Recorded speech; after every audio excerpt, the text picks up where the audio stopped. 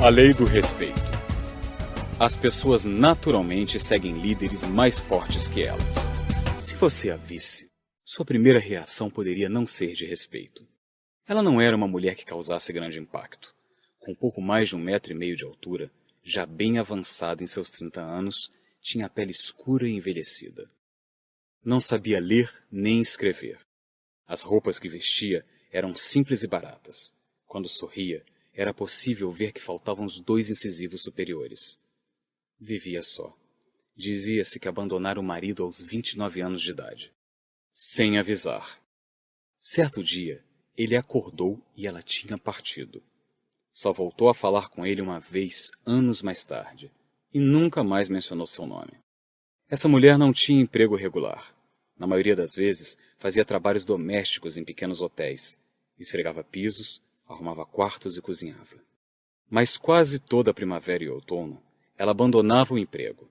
Retornava cansada, mas retornava ao trabalho para juntar o pouco dinheiro que conseguia. Quando estava trabalhando, dava duro e parecia fisicamente resistente.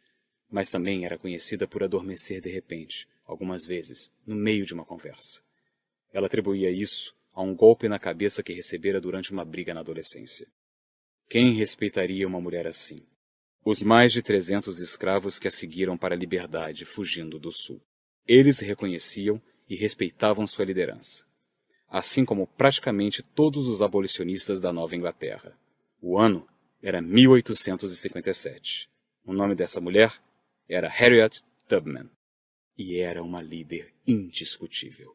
Quando ainda estava apenas na casa dos 30 anos, Harriet Tubman passou a ser chamada de Moisés, por sua capacidade de penetrar na terra da escravidão para libertar muitas pessoas de seu povo dos grilhões do cativeiro.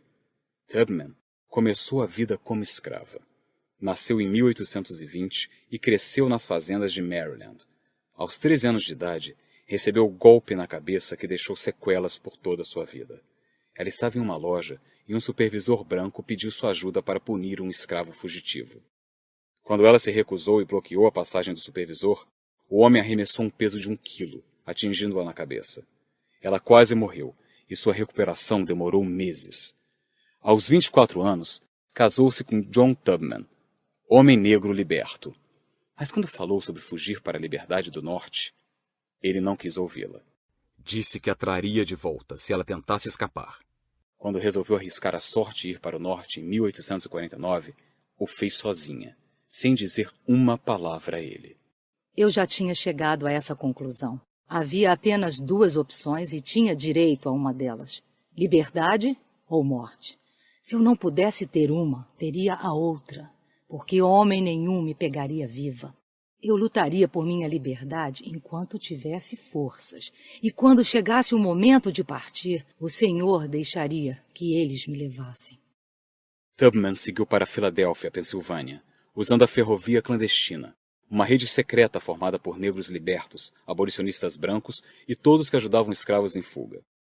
Embora tivesse se libertado, ela prometeu retornar a Maryland e retirar a sua família. Em 1850, fez sua primeira viagem de volta como condutora da ferrovia clandestina. Ela resgatava e retirava escravos com a ajuda de simpatizantes ao longo do caminho. Era uma líder de aço. Todo verão e todo inverno, Tubman trabalhava como doméstica, reunindo os fundos de que necessitava para fazer as viagens de volta ao sul. E toda a primavera e todo outono, arriscava a vida indo para o sul e retornando com mais pessoas. Ela era destemida, e sua liderança era inabalável. O trabalho dela era extremamente perigoso. Quando as pessoas pelas quais era responsável fraquejavam ou voltavam atrás, era firme como aço. Tubman sabia que escravos fugidos que retornassem seriam espancados e torturados, até dar informações sobre aqueles que os tinham ajudado. Assim, ela nunca permitia que pessoas a quem guiassem nessa jornada desistissem. Certa vez, colocando uma pistola carregada junto à cabeça de um escravo covarde, simplesmente disse: Mortos não contam histórias. Você vai ou morre. Entre 1850 e 1860, Harriet Tubman resgatou mais de 300 pessoas, incluindo muitos dos membros de sua família. No total, fez 19 viagens e se orgulhava muito do fato de que nunca perdera uma pessoa aos seus cuidados. Na época, os brancos do Sul oferecia uma recompensa de $12.000 por sua cabeça. Uma fortuna. Quando a Guerra Civil começou, ela tinha tirado mais pessoas da escravidão que qualquer outro americano na história, branco ou negro, homem ou mulher. A reputação e a influência de Tubman produziam respeito, e não apenas entre os escravos que sonhavam em conseguir a liberdade. Nortistas influentes, de ambas as raças, a procuravam. Ela falava em manifestações e em residências por toda a Filadélfia, Pensilvânia, Boston, Massachusetts, Canadá e Auburn, Nova York, onde acabou se instalando. Ela era procurada por pessoas influentes, como o senador William Seward, que depois se tornou secretário de Estado de Abraham Lincoln, e o franco-abolicionista e escravo Frederick Douglass. Os conselhos e a liderança de Tubman também eram pedidos por John Brown, o famoso abolicionista revolucionário. Brown sempre se referiu à ex-escrava como General Tubman. Ela era um oficial melhor que a maioria dos que já tinha visto. Poderia comandar um exército tão bem quanto tinha liderado seus pequenos grupos de fugitivos. Essa é a essência da lei do respeito. À primeira vista, Harriet Tubman pareceria uma improvável candidata à liderança. Não frequentara escola, portanto não tinha cultura. Começou a vida como escrava. Vivia uma cultura que não respeitava os afro-americanos e trabalhava em um país no qual as mulheres ainda não tinham direito a voto. Apesar de tudo isso, tornou-se uma líder inacreditável. A razão era simples. As pessoas naturalmente seguem líderes mais fortes que elas mesmas. Todas que entraram em contato com ela reconheceram sua forte capacidade de liderança e se sentiram compelidos a segui-la. E é assim que a lei do respeito funciona. Não se trata de um jogo de adivinhação. As pessoas não seguem as outras por acaso. Elas seguem indivíduos cuja liderança elas respeitam. O menos capacitado segue o mais altamente capacitado e dotado. Eventualmente, um líder forte pode escolher seguir alguém mais fraco que ele mesmo. Mas quando isso acontece, há um motivo. O líder mais forte pode fazer isso por respeito ao trabalho ou às realizações do outro, por exemplo. Ou pode estar seguindo a cadeia de comando. Em geral, porém, os seguidores são atraídos por pessoas que são líderes melhores que eles mesmos. Essa é a lei do respeito. Quando as pessoas se reúnem pela primeira vez em um grupo, elas começam a interagir, e os líderes do grupo partem para o ataque imediatamente. Eles pensam em termos da direção que desejam tomar e de quem querem levar com eles. Inicialmente, as pessoas podem fazer experiências em muitas direções diferentes. Mas depois que elas se conhecem, não demora muito para que reconheçam os líderes mais fortes e passem a segui-los. Normalmente, quanto mais capacidade de liderança a pessoa tem, mais rapidamente reconhece a liderança, ou a ausência dela nos outros. Com o tempo, a tendência é de que as pessoas do grupo sigam os líderes mais fortes. Elas fazem isso ou deixam o grupo para buscar seus próprios interesses. Lembro-me de uma história que ouvi, a qual demonstra como as pessoas passam a seguir os líderes mais fortes. Aconteceu no início da década de 70, quando o jogador de basquete do Hall da Fama, Bill Walton, entrou para o time da UCLA, Universidade da Califórnia em Los Angeles, do técnico John Wooden. Na época, o jovem Walton usava barba. Segundo a história, o técnico teria dito ao Walton que os jogadores da UCLA tinham de jogar de cara limpa, nada de barba ou coisa parecida. Walton, tentando afirmar sua independência, disse que não rasparia a barba. Wooden simplesmente respondeu que sentiria sua falta. Não é preciso dizer que Walton raspou a barba. Mas o que leva uma pessoa a respeitar e a seguir outra? É por causa das qualidades do líder? Será em função de um processo que envolve líder e seguidor? Acontece por causa das circunstâncias? Acredito que todos esses fatores influenciam. Com base em minhas observações e em minha experiência pessoal, vou contar para você quais são os 6 requisitos principais que levam um líder a conquistar o respeito dos outros. Preparado? Antes de mais nada, um líder conquista o respeito dos outros se possuir capacidade de liderança. Algumas pessoas nascem com maior habilidade e capacidade de liderar que outras. Os líderes não são iguais. No entanto, como já afirmei quando conversamos sobre a lei do limite e a lei de processo, todas as pessoas podem se tornar líderes melhores. Se você tiver uma capacidade natural de liderança, as pessoas desejarão segui-lo. Elas demonstrarão o desejo de estar perto de você. Gostarão de ouvi-lo. Ficarão empolgadas quando você transmitir seu ponto de vista. Todavia, Você precisa fazer algumas coisas e ter ou desenvolver algumas características para atingir seu potencial de liderança. Caso contrário, as pessoas podem não continuar a segui-lo. Curioso para saber o que precisa? Pois eu digo que uma das maiores armadilhas em potencial para os líderes naturais é confiar exclusivamente no talento. Um líder precisa respeitar os outros. Ditadores e outros líderes autocráticos baseiam-se na violência e na intimidação para levar as pessoas a fazer o que eles querem. Isso não é liderança de verdade. Por outro lado, os bons líderes baseiam-se no respeito. Eles compreendem que toda liderança é voluntária. Quando os líderes demonstram respeito pelos outros, especialmente pelas pessoas que têm menos poder e uma posição inferior à deles, conquistam o respeito dos outros. E sempre queremos seguir alguém que respeitamos muito. Conquistar o respeito dos outros obedece a um padrão. Quando as pessoas o respeitam como pessoa, o admiram. Quando o respeitam como amigo, o amam. Quando o respeitam como líder, o seguem. Se você sempre respeitar os outros e sempre os liderar bem, continuará a ter seguidores. Um líder precisa ter coragem. Uma das coisas que levavam todos a respeitar Harriet Tubman era sua enorme coragem. Ela estava determinada a ser bem-sucedida, ou a morrer tentando. Ela não se preocupava com perigo. Sua missão era clara, e essa mulher era totalmente destemida. O ex-secretário de Estado dos Estados Unidos, Henry Kissinger, já dizia que um líder só merece esse título se estiver disposto a, ocasionalmente, defender sozinho alguma posição. Os bons líderes enfrentam grandes perigos e carregam o fardo das críticas incansáveis, mas fazem o que é certo, mesmo correndo o risco de fracassar. Não consigo pensar em nenhum líder da história que não tivesse coragem. Você consegue? A coragem de um líder tem grande valor. Ela dá esperança aos seguidores.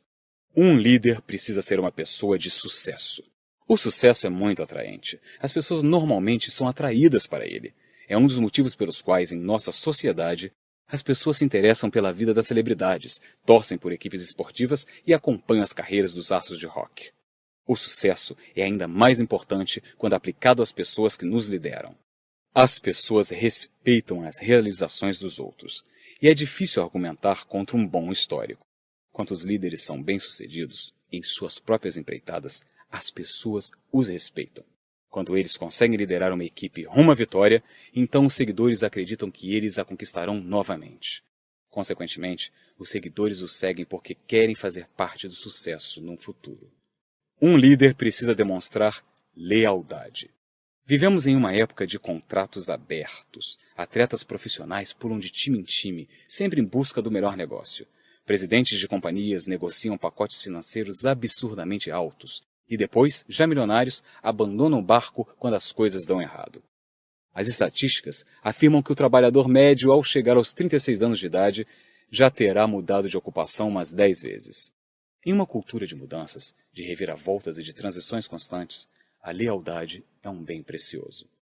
Assim, quando as coisas ficam difíceis, o líder que não abandona a equipe enquanto a missão não for concluída demonstra sua lealdade à organização. Esse tipo de líder busca seguidores que têm respeito por ele e por suas ações, mesmo quando essas os ferem. Talvez a principal fonte de respeito por um líder esteja na sua dedicação a agregar valor aos outros. Acredito que não preciso me repetir, já que conversamos sobre isso exaustivamente quando falei sobre a lei da adição. Está lembrado? Ótimo! Não se lembra? Então volte imediatamente para a faixa 5 e ouça novamente o que eu falei sobre as 4 diretrizes para agregar valor aos outros. Mas de uma coisa você pode estar certo. Os seguidores valorizam líderes que agregam valor a eles. E seu respeito por eles continua muito alto depois do relacionamento ter chegado ao fim. Se você quiser avaliar quanto respeito tem como líder, a primeira coisa a fazer é ver quem você atrai. Dennis Spur, um escritor famoso por suas observações sobre liderança, observou que uma medida da liderança é o calibre das pessoas que escolhem segui-lo. A segunda coisa a fazer é ver como seu pessoal reage quando você pede um compromisso ou uma mudança. Quando os líderes são respeitados e pedem um compromisso, seu pessoal se ergue e se compromete. Eles estão prontos para assumir os riscos, subir a colina, trabalhar muitas horas, fazer o que for necessário para realizar o seu trabalho. Da mesma forma, quando líderes respeitados pedem mudanças, os seguidores estão dispostos a abraçá-las. Mas quando líderes que não são respeitados pedem compromisso ou mudança, as pessoas duvidam, questionam, dão desculpas ou simplesmente se afastam. É muito difícil para um líder que não conquistou o respeito fazer com que as outras pessoas o sigam. Um líder respeitado abdica de seu posto. Em outubro de 1997, o basquete universitário viu a aposentadoria de um grande líder, uma pessoa que tinha granjeado o respeito ao passar mais de 30 anos de sua vida se entregando aos outros. Seu nome? Dean Smith, o principal técnico de basquete da Universidade da Carolina do Norte. Ele teve uma carreira marcante, comandando os Tar Heels, e é considerado o melhor técnico de todas as categorias. Em 32 anos como técnico principal na Carolina do Norte, ele ganhou um número impressionante de 879 jogos. Seus times registraram 27 temporadas consecutivas de 20 vitórias. Eles conquistaram 13 títulos da Conferência da Costa do Atlântico, disputaram 11 quartas de final e ganharam 2 campeonatos nacionais. O respeito que Smith conquistou entre seus pares é enorme. Quando ele marcou a entrevista coletiva para anunciar sua aposentadoria, pessoas como os técnicos do Hall da Fama John Thompson, que Smith derrotou no Campeonato Nacional de 82, e Larry Brown foram dar-lhe seu apoio. Michael Hooker, chanceler da Universidade da Carolina do Norte, fez um convite aberto a Smith, dando-lhe carta branca na faculdade nos anos seguintes. Até mesmo o presidente dos Estados Unidos telefonou para homenagear Smith. Mas a lei do respeito pode ser identificada mais claramente na carreira de Smith, observando a forma pela qual seus jogadores interagiam com ele. Eles o respeitavam por várias razões. Esse homem ensinou a eles tanto sobre o basquete quanto sobre a vida. Estimulou-os a buscar conquistas acadêmicas. Praticamente todos os jogadores conseguiram se formar. Tornou-os vencedores. E demonstrou lealdade e respeito inacreditáveis para com eles. Charles Scott, que jogou com Smith e se formou na Carolina do Norte em 1970, jogou basquete profissional e depois foi diretor de marketing da Champion Products. Ouça o que diz sobre o tempo passado com Smith. Como um dos primeiros atletas universitários negros da Conferência do Atlântico, eu passei por muitos momentos difíceis em minha época na Carolina do Norte, mas o técnico Smith sempre me ajudou. Em certa ocasião, enquanto deixávamos a quadra depois de um jogo na Carolina do Sul, um dos torcedores deles me chamou de macaco. 2 assistentes precisaram impedir que o técnico Smith fosse atrás do cara. Foi a primeira vez que eu o vi claramente aborrecido e fiquei chocado. Mas acima de tudo fiquei orgulhoso dele. Durante o tempo que passou na Carolina do Norte, Smith causou um grande impacto. Sua liderança não apenas conquistou vitórias e o respeito dos jogadores, mas também ajudou a produzir 49 homens notáveis que se transferiram para o basquete profissional. A lista inclui grandes nomes como Bob McAdoo, James Worth e, claro, Michael Jordan. Não apenas um dos melhores jogadores de basquete, mas também um líder admirável. James Jordan, pai de Michael, atribui boa parte do sucesso do filho a Smith e à sua liderança. Ouça o que o pai de Jordan comentou antes de um dos jogos das eliminatórias em Chicago em 1993. As pessoas subestimam o programa que Dean Smith implantou. Ele ajudou Michael a descobrir sua capacidade atlética e se valer dela. E mais importante que isso, ele construiu em Michael um caráter que determinou a sua carreira. Não acho que Michael foi privilegiado com mais ensinamentos que qualquer outro jogador. Ele teve a oportunidade de aproveitar os ensinamentos e, na Carolina, conseguiu fundir tudo isso. É assim que percebo sua trajetória e acho que foi isso que tornou Michael o jogador tão bem-sucedido que conhecemos. Michael Jordan compreendeu o que representava seguir um bom líder. Nos últimos anos de sua carreira, ele era inflexível sobre seu desejo de jogar apenas com um técnico, Phil Jackson, o homem que ele considera o melhor do esporte. Faz sentido. Um líder como Jordan queria seguir um líder forte, mais forte que ele mesmo. É a lei do respeito. É possível que o desejo de Jordan fora plantado quando o jovem jogador na Carolina do Norte, que ainda se desenvolvia, era liderado e orientado por seu técnico bastante firme, Dean Smith. Se você já se sentiu frustrado porque as pessoas que você quer que o siga relutam, talvez seja porque você queira liderar pessoas cuja liderança é maior que a sua. Isso cria uma situação difícil. Se você é um 7 como líder, aqueles que são 8, 9 ou 10 dificilmente o seguirão. por mais que sua visão seja atraente ou por melhor que seja o plano que você concebeu. André Well, um dos maiores matemáticos do século XX, observou que um homem de primeira classe tentará se cercar dos seus iguais ou, se possível, de pessoas melhores. O homem de segunda categoria se cercará de homens de terceira categoria. O homem de terceira categoria se cercará de homens de quinta categoria. Isso não é necessariamente por desígnio, nem porque líderes mais fracos são inseguros. Isso acontece por causa da lei do respeito. Quer você goste, quer não, é assim que a liderança funciona. O que você pode fazer quanto a isso? Tornar-se um líder melhor. Há sempre esperança para um líder que deseja crescer. As pessoas que são naturalmente 7 podem nunca se tornar um 10, mas podem chegar a 9. Sempre há espaço para crescer. E quanto mais você cresce, melhores serão as pessoas que você atrairá. Por quê? Porque as pessoas naturalmente seguem líderes melhores que elas mesmas. Conforme prometi, incluí alguns questionamentos no fim de cada faixa para ajudá-lo a aplicar cada lei à sua vida. Não queime etapas. Só passe para a próxima faixa depois de refletir sobre as questões. Considere-as como experiência de aprendizado. Como aplicar a lei do respeito à sua vida? Pense na última vez em que você pediu a funcionários, seguidores ou voluntários que se comprometessem com algo que você liderava, ou que mudassem algo que faziam errado. Qual foi a reação deles?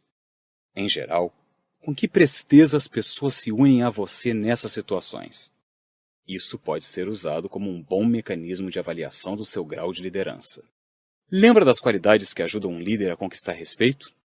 Capacidade de liderança, capacidade natural, respeito pelos outros, coragem, histórico de sucessos, lealdade, valores agregados aos outros.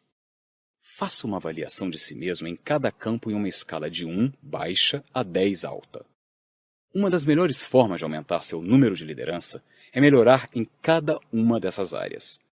Em uma só frase, escreva uma prática, um hábito ou uma meta que o ajude a melhorar em cada uma das áreas.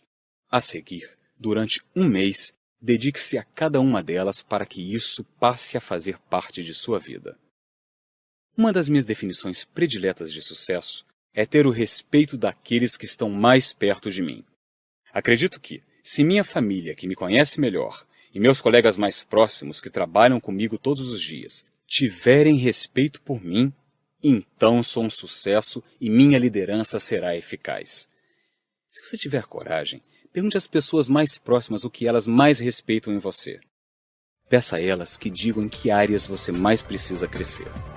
Depois, decida melhorar com base nesse feedback honesto.